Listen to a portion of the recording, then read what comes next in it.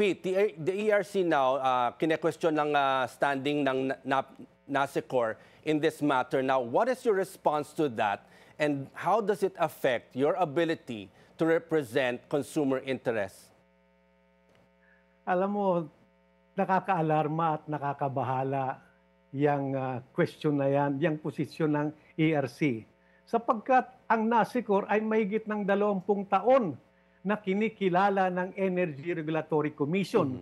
Mula sa unang chair na si Fe Garin, tapos sumunod si Albano, sumunod si Dupot, sumunod si Salazar, sumunod si Di Banadera, wala pong nag-question ng standing ng NASECOR.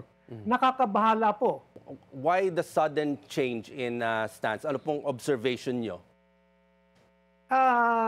Ang nakikita natin dyan parang hindi na ngayong balanse ang pagtrato ng ERC sa interest ng utility at ng consumers. Hindi na nagiging balanse.